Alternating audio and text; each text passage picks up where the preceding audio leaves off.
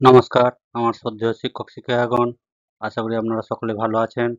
আজ আমি আপনাদেরকে দেখাবো কিভাবে হাই স্কুলের ছাত্রছাত্রীদেরকে West Bengal state council for game and স্পোর্টসে নাম নথিভুক্ত করাবেন এবং কিভাবে গেম সিলেক্ট করবেন সেটা আমি স্টেপ বাই স্টেপ দেখাতে থাকছি।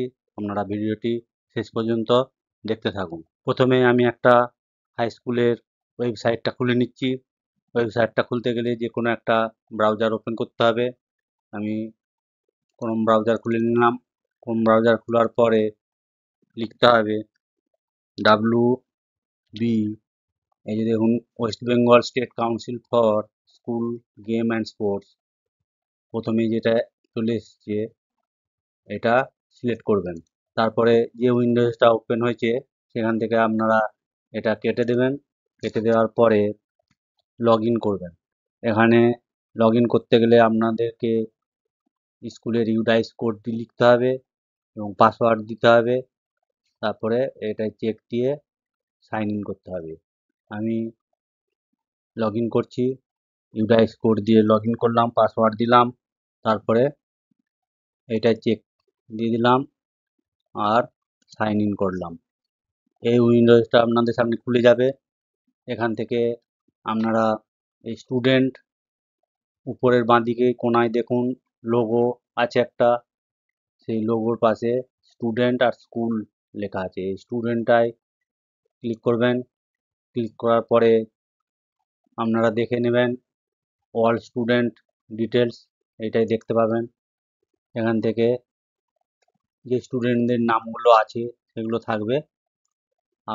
আমি আজ দেখাবো কিভাবে নতুন স্টুডেন্টদের রেজিস্ট্রেশন করবেন, সেটা আমি দেখাবো।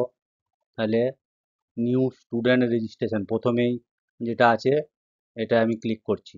পেজটা ওপেন হওয়ার পরে রেজিস্ট্রেশন ফর্মটা চলে এলো। রেজিস্ট্রেশন ফর্মটায় এগুলো আপনারা ফিল আপ করবেন।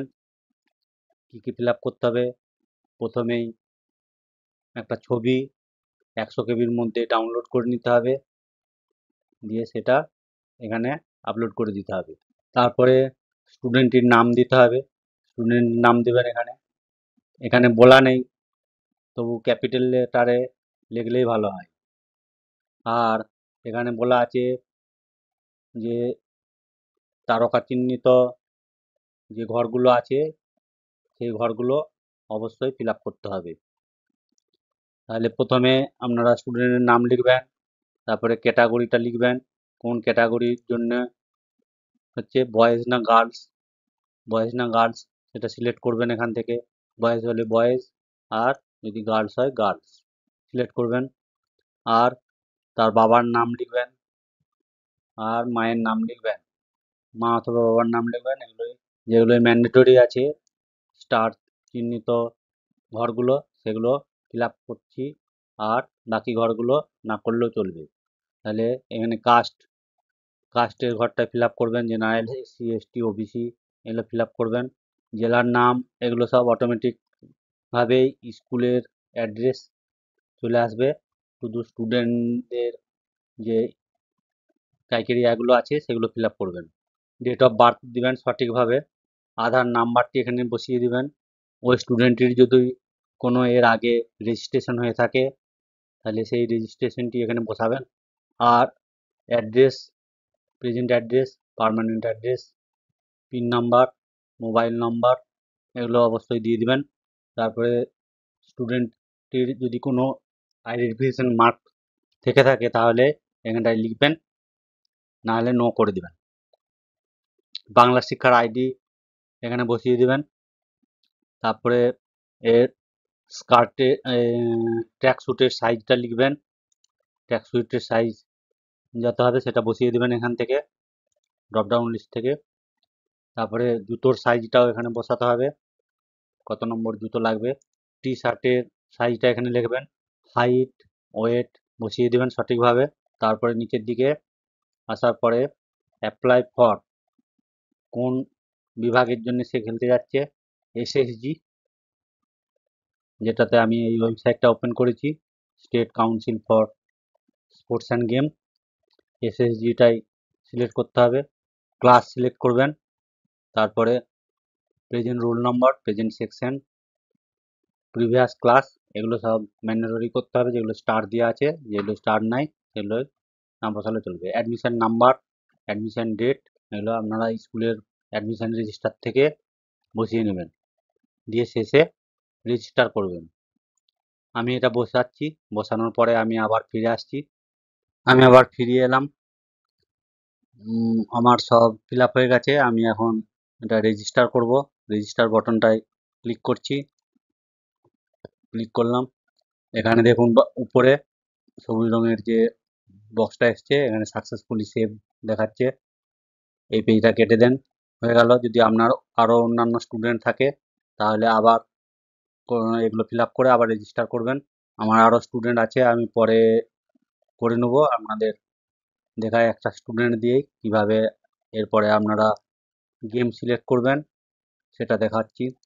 এখান থেকে আবার চলে আসুন এই স্টুডেন্ট অপশানটাতে, অল স্টুডেন্ট ডিটেলস, এটা ক্লিক করুন।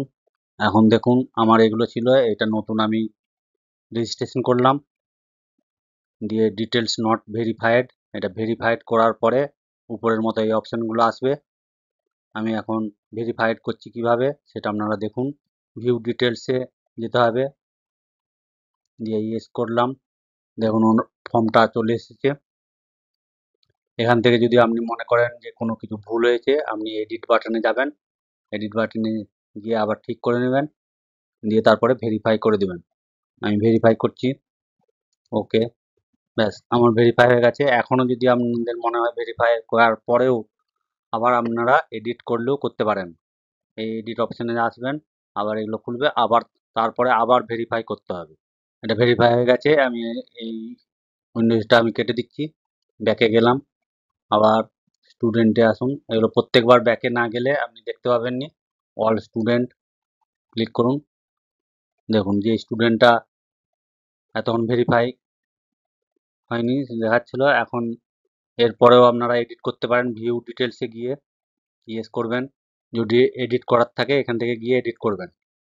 আমার এডিট করার নেই, কেটে দিলাম।